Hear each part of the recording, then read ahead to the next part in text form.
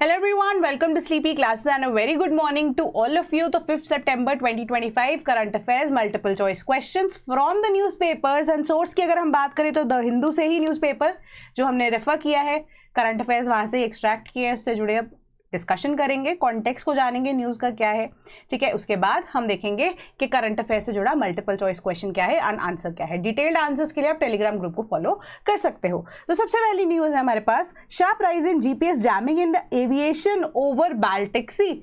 Aviation sector में भी as well as अगर हम देखें with respect to the vessels which are passing through the Baltic Sea.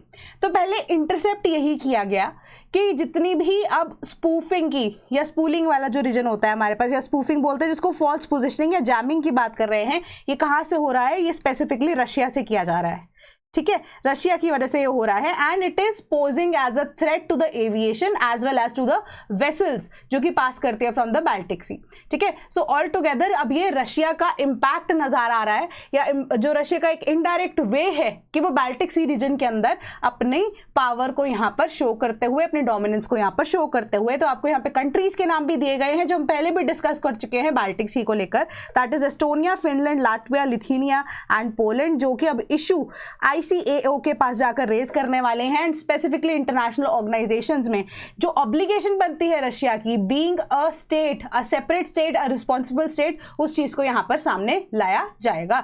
तो इससे जुड़ा अब हम सवाल देख लेते हैं कि which among the following water bodies does not lie inside the Baltic Sea. Not inside तो इन द बाल्टिक सी यहां पर आप कर सकते हो।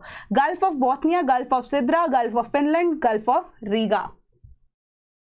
सिंपल सा क्वेश्चन है, मैप बेस्ड क्वेश्चन है। आज आप देखेंगे कि मैप बेस्ड क्वेश्चन ज्यादा डिस्कस किए जा रहे हैं। So with respect to that इसका करेक्ट आंसर आता है हमारे पास गल्फ ऑफ सिद्रा, क्योंकि गल्फ ऑफ सिद्रा की जब हम स्पेसिफिकली बात करें तो वो लीबिया रीजन में मेडिटेरेनियन सी में यहाँ पर फॉल करता है, ठीक है। बट जब हम बात कर रहे हैं यहाँ पे गल्फ ऑफ बोथनिया की, गल्फ ऑफ फिनलैंड की, गल्फ ऑफ रीगा की, तो वो बाल्टिक सी रीजन के अंदर फॉल करता है। तो कंट्रीज हम पहले ही डिस्कस कर चुके हैं, 9 या 10 कंट्रीज जो भी फॉल करती है बाल्टिक सी के अंदर, वो आपको यहाँ पर लिखकर दी गई हैं, बताई गई हैं। डिटेल्ड आंसर आप तब भी फॉलो कर सकते हो। Then Pakistan China agree to work closely on economic corridor as Sharif needs Xi, ठीक है। सो अब ये सीपेक की बात कर रहा है यहाँ पे। सीपेक को लेकर हमने पहले ही डिस्कस किया है, जो कि बेल्ट एंड रोड इनिशिएटिव का एक सब पार्ट है, ठीक है। तो सीपेक के दौरान अब यहाँ पे क्या होगा, या BRI का मेजर ऑब्जेक्टिव क्या है कि जो हमारे पास ओल्ड सिल्क रूट है, ठीक है, जो पहले टाइम पे चला करती थी, बनाई गई थी, ताकि अब जो बिजनेस है कंडक्ट हो सके, इकोनॉमिक एक्टिविटी जो है या एक तरह का इकोनॉमिक कॉरिडोर जो है उसे बनाया जा सके।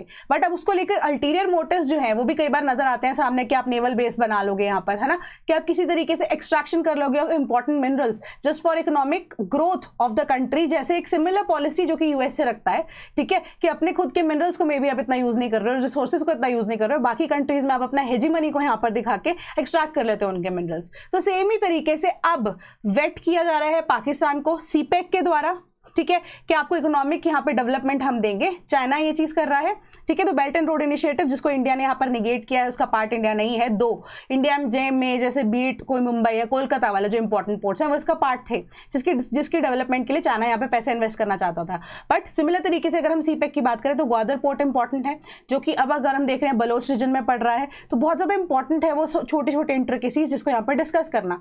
सो अब इसी के रिगार्डिंग अब जब मीटिंग हुई है SCO की यहाँ पर, ठीक है, उसके अलावा यहाँ पर जो प्रधानमंत्री मिले हैं, ठीक है, नवाज शरीफ की जब हम बात कर रहे हैं, या शी जिनपिंग के साथ जब उनकी मीटिंग हुई है, तो उन्होंने बोला कि कॉरिडोर का 2.0 वर्जन अब हम शुरू करने वाले हैं। इन्वेस्टमेंट वहां पर आपको मिलती रहेगी, टेक्सटाइल सेक्टर आपका ग्रो करेगा, mines and minerals, industrial sector, IT sector priority areas होंगे एंड म्यूचुअली यहाँ पर कोलैबोरेशन दोनों नेशंस के बीच में होने वाली है। तो सीपेक को लेकर, BRI को लेकर वापस से न्यूज आ रही है। सो अब विद रिस्पेक्ट टू दैट हम देख रहे हैं कि which among the following is not a coal power project site in Pakistan under the CPEC, ठीक है। तो थोड़ा सा डिटेल में और घुसेंगे। सीपेक के बारे में डिस्कस कर चुके हैं, BRI के बारे में डिस्कस कर चुके हैं। A Karot, B Sahiwal, C Port Qasim and D Tharparkar. तो करेक्ट आंसर हमारे पास क्या बनता है इसका? ऑप्शन नंबर A, ठीक है। ऑप्शन नंबर है हमारा करोट, ठीक है। करोट रीजन की जब हम बात करते हैं तो करोट रीजन यहाँ पे कहीं पे आपको नजर में आ रहा होगा, ठीक है। It is a hydro electric project, ठीक है, जो कि बनाया जाएगा।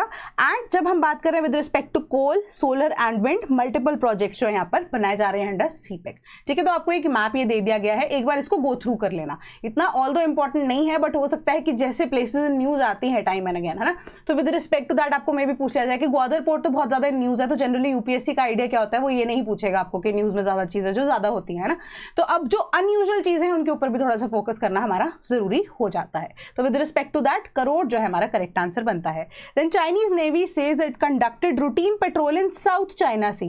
तो South China Sea एक इंपॉर्टेंट टॉपिक है, हॉट टॉपिक है जियोपॉलिटिक्स की जब हम बात कर रहे हैं, है ना। तो एक रूटीन पेट्रोल उन्होंने कंडक्ट कराई, क्यों? क्योंकि फिलीपींस, जो कि अब again I will remind you कि कॉन्टेक्स्ट हमने डिस्कस किया था, जो कि यूएसए का एक अलाय है साउथ चाइना रीजन के अंदर, एंड यूएसए की स्पेसिफिक एक नेवल फ्लीट या नेवल बेस जो है फिलीपींस में भी एग्जिस्ट करता है ना। So with respect to that China जो है, अब उसकी डोमिनेंस यहाँ पे साउथ चाइना सी में देखने को उनको भी मिलती है, क्योंकि 9 डैश लाइन या साउथ चाइना सी की जब हम बात कर रहे हैं तो ऑल टुगेदर काफी नेशंस का यहाँ पे एक्सक्लूसिव इकोनॉमिक जोन जो है वो भी आपस में कोलाइड करता है। एंड स्प्रैटली आइलैंड्स की जब हम बात कर रहे हैं, उसके ऊपर जो है मल्टीपल नेशंस यहाँ पे अपना दिखाते हैं कि ये हमारा एरिया है, ये हमारा एरिया है, बट अब ये डिस्प्यूटेड एरिया है स्प्रैटली आइलैंड्स की जब स्पेसिफिकली बात कर रहे हैं, है ना। तो 9 डैश लाइन वाला एरिया जो है उसके अलॉन्ग इन्होंने एक तरह से एक रूटीन पेट्रोल को कंडक्ट कराया, क्यों? क्योंकि Philippines along with Australia, Canada and USA South China Sea में उन्होंने एक जॉइंट मैरीटाइम एक्सरसाइज को कंडक्ट कराया था। उसके बाद उन्होंने एक नॉर्मल पेट्रोलिंग के तौर पे यहाँ पर बोला कि हमने भी कंडक्ट कराई है। सो ऑल टुगेदर यहाँ पर पानी को लेकर बहुत ज्यादा मुद्दा खड़ा होता हुआ, ये रीजन्स जो हैं या आप कह सकते हो वाटर बॉडीज जो हैं उनको, उनके ऊपर हुकूमत या किसकी डोमिनेंस आएगी,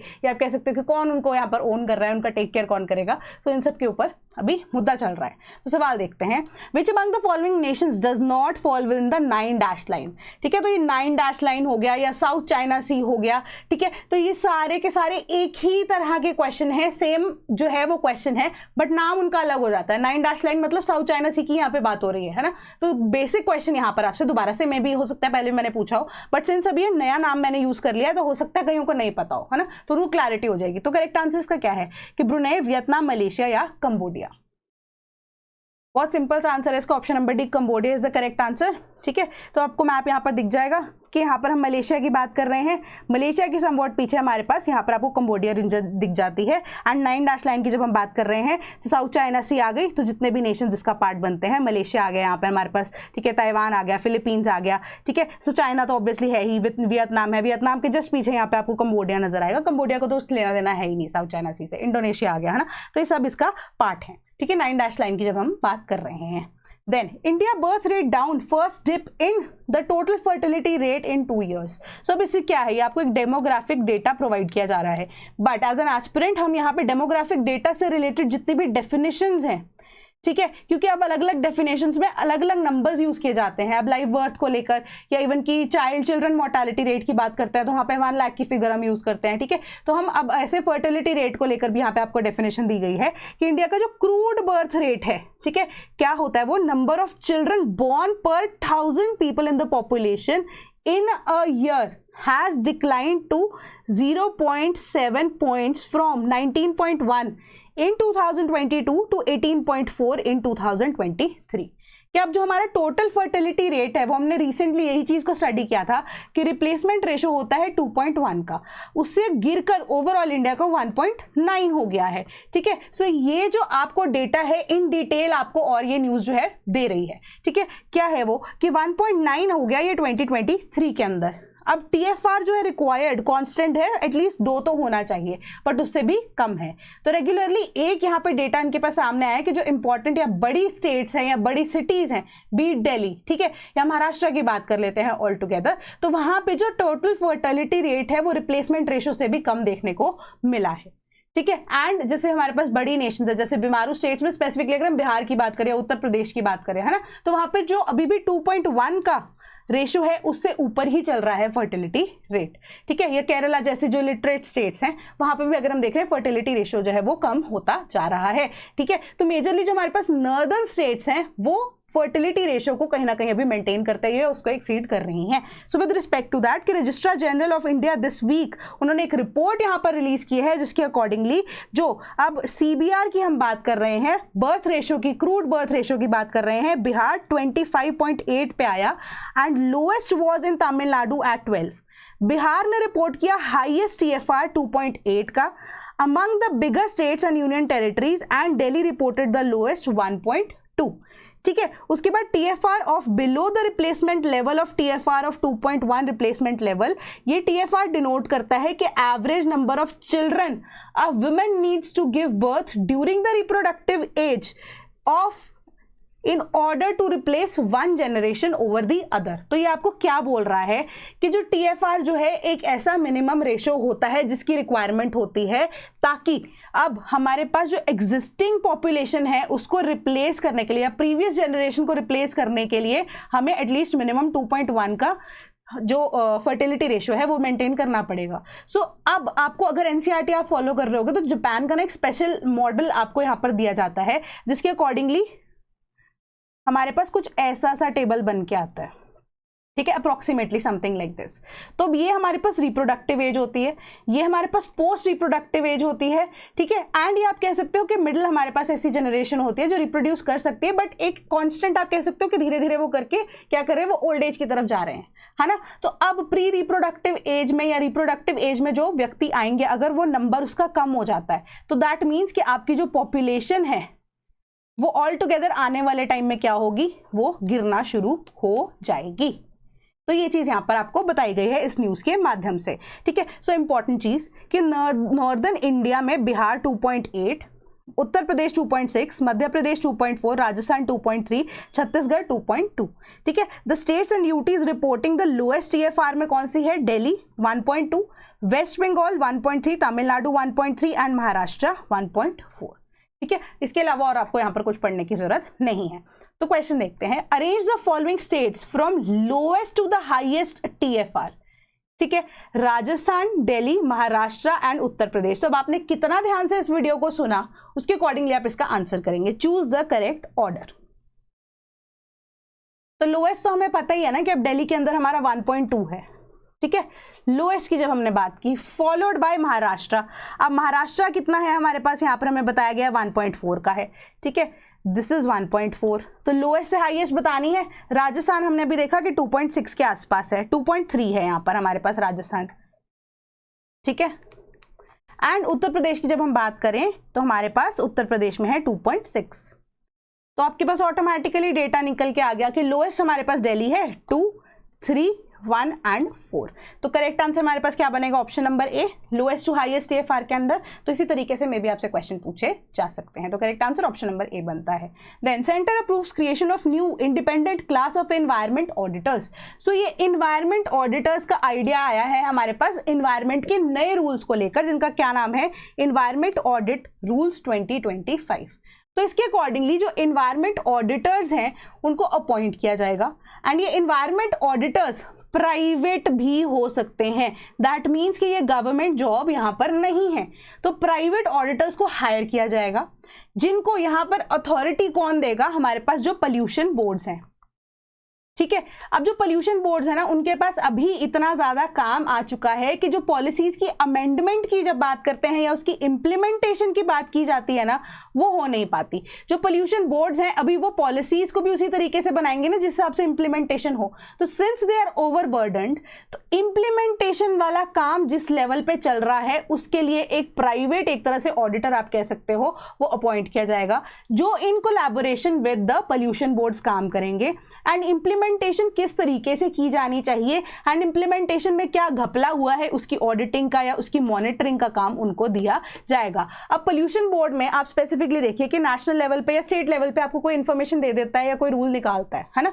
अब उसकी implementation at the grass root level कैसे हो रही है वो तो ऑडिटिंग के थ्रू ही पता लगता है या ऑफिसर्स के थ्रू ही पता लगता है। तो एक ड्रॉबैक हमारे पास यही होता है ना कि पोल्यूशन बोर्ड हो गया या कोई भी ऐसी सेंट्रल एजेंसी हो गई तो या तो वो डिस्ट्रिक्ट मैजिस्ट्रेट या सुपरिटेंडेंट ऑफ पुलिस ये सबके थ्रू यहाँ पर काम करते हैं, है ना, कि आप इंप्लीमेंटेशन नहीं हो रही, पोल्यूटर पेज प्रिंसिपल है तो इतना फाइन ठोक दो, है ना, ये सब हो जाएगा। बट एक्चुअली में इंप्लीमेंटेशन उसकी हो कैसे सकती है बेटर तरीके से, उसके लिए आपको स्पेसिफिक ऐसे ऑफिसर्स को तो अपॉइंट करना पड़ेगा, ठीक है। तो एक तरह से वैसी प्रतिक्रिया यहाँ पर शुरू की जा रही है जो कमिटीज के साथ बैठ के, लोगों के साथ बैठ के, यहाँ पे इवन की जो ऑफिशियल्स हैं उनके साथ बैठ के, पोल्यूशन कंट्रोल बोर्ड्स के सबकी जितनी भी यहाँ पे पॉलिसीज हैं उनको क्यूमुलेटिवली एक मिडिल पाथ चूज करके कि क्या बेस्ट रिजल्ट बेस्ट आउटकम लेके आ सकता है, उस तरीके से फॉलो किया जाएगा। या लाइसेंसिंग का क्या प्रोसेस है, वो रूल्स तो चलो पोल्यूशन बोर्ड ने निकाल दिए, सेंट्रल गवर्नमेंट ने, या कोई भी एक्ट ने भी दे दिया हमें, है ना। सो बट अब उसके लिए एक्चुअली में लाइसेंसिंग एक कंपनी को दी जानी चाहिए या नहीं, उसके लिए प्रॉपर ऑडिटिंग होनी चाहिए उस कंपनी की, ठीक है। कंपनी को ऑडिट हो कि कितना पोल्यूशन ये जनरेट करते हैं, अगर हो सकता है कि कार्बन क्रेडिट्स भी अगर उनको खरीदने हैं,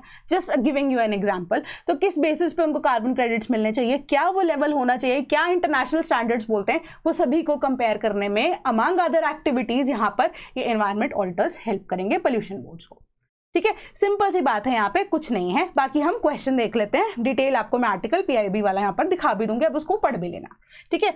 विच among the following is not an expected outcome of the environment audit rules 2025?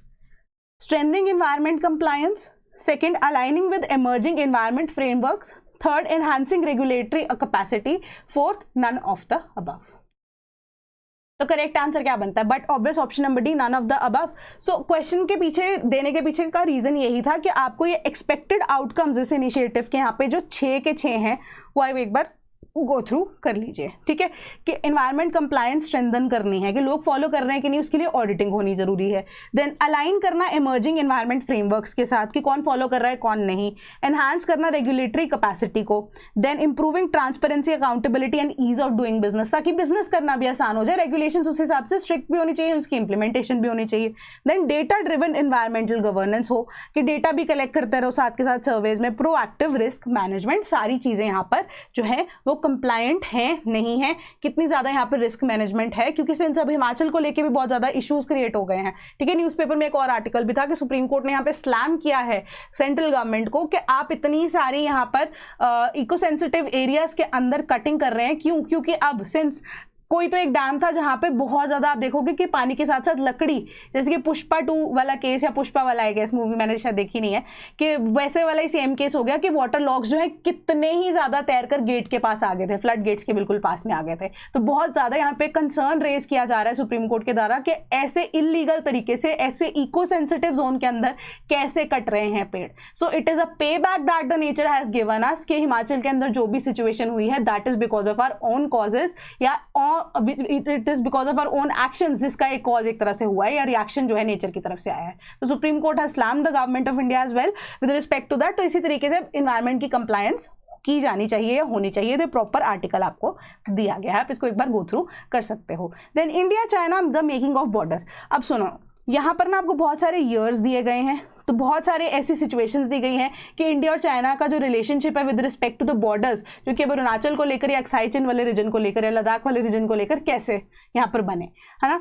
तो अब आपको सिर्फ इसको लाइट रीडिंग देनी है, उसके अलावा कुछ नहीं करना है। आपको बस एक स्टोरी लाइन यहाँ पे पता होनी चाहिए, उसके अलावा कुछ आप फोकस नहीं करोगे कि कौन से रीजन को कब इंडिया को दे दिया गया या दिए जाने की बात की जा रही थी, कौन से कितनी कॉन्फ्रेंस थी, 6th थी, 9th मीटिंग थी या 10th मीटिंग थी, इसके ऊपर आपको इतना फोकस नहीं करना है, ठीक है। सो जस्ट बिकॉज आपको एक स्टोरी लाइन बिल्डअप करनी है, तो आप एक बार इसको पढ़ के जो इंपॉर्टेंट चीजें आपको लग रही हैं वही आप लिखोगे। वैसे इंपॉर्टेंट मैंने हाईलाइट तो कर लिए हैं, बट इसके अंदर भी अगर आपको सब नोट्स बनाने की जरूरत लग रही है तो आप उसको एक्सट्रैक्ट कर सकते हैं इन्फॉर्मेशन को, ठीक है। रेस्ट आपको और कुछ पढ़ने की यहाँ पर जरूरत नहीं है।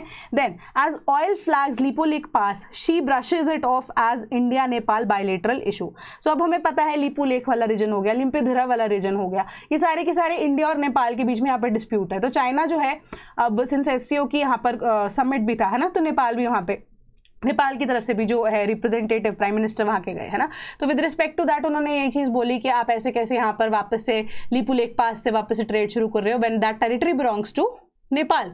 सो अब चाइना ने ये बोला कि आप दोनों का डिस्प्यूट है यहाँ पे, कि I will not interfere in to that, कि इंडिया और Nepal should sit together and finally decide कि कौन सा रीजन किसके पास जाना चाहिए, ठीक है। सो ये सिंपल सा आपको न्यूज़ है, इसको एक बार हल्का सा पढ़ लेना, वैसे ज़्यादा जरूरत नहीं है। आपको सिर्फ लिम्पिधरा लिपुलेक वाली रीजन पता होनी चाहिए कि कौन सी क्या डिस्प्यूट है, पहले भी डिस्कस कर चुके हैं। Then after adverse weather 4 radars to be setup in JNK, कि ऑलरेडी 3 रडार्स यहाँ पर लगी हुई थी, बट सिंस अब पानी बहुत ज़्यादा भर गया, फ्लडिंग वाला इशू आ गया, ठीक है। सो अब इको सेंसिटिव जोन्स तो सभी के सभी सभी हैं, हिमालयंस की प्रोटेक्शन की जब हम बात करें, इवन कि एक सर्वे ने ये भी चीज़ बोला कि आने वाले 10-12 साल के अंदर maybe we can expect कि Himachal will cease to exist, है ना, जिस हिसाब से हमारे पास यहाँ पे इस बार लैंडस्लाइड्स हुए हैं, फ्लडिंग वाला इशू आया है, कि अब आगे आने वाले टाइम में अब डेवलपमेंट बहुत सोच समझ के करना कि वो रीजन जो है बहुत ज़्यादा डेलिकेट है, ठीक है। सो अब उसके ऊपर भी आप ये बिल्डअप कर सकते हो कि अगर वो सीज़मिक एक्टिविटी में कितना ज़्यादा एप्लीकेबल है। जोन 5 के अंदर भी ऑल्सो नो कि वो एग्जिस्ट करता है हिमालयन रीजन, है ना। फॉल्ट लाइन्स की बात हम कर सकते हैं, तो इसके ऊपर आप थोड़ा सा और बिल्डअप करना। एंड एक इंपॉर्टेंट चीज़, यहाँ पे रडार्स कौन सी सेट हुई है वो अभी नहीं पता है,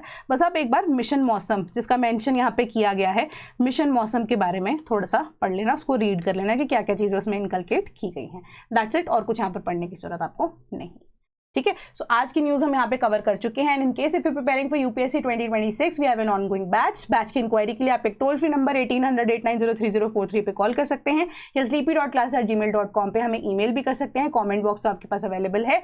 same for the case of test series. So that is all from my side today, thank you so much. And कोई भी डाउट होते तो आप कमेंट कर सकते हैं।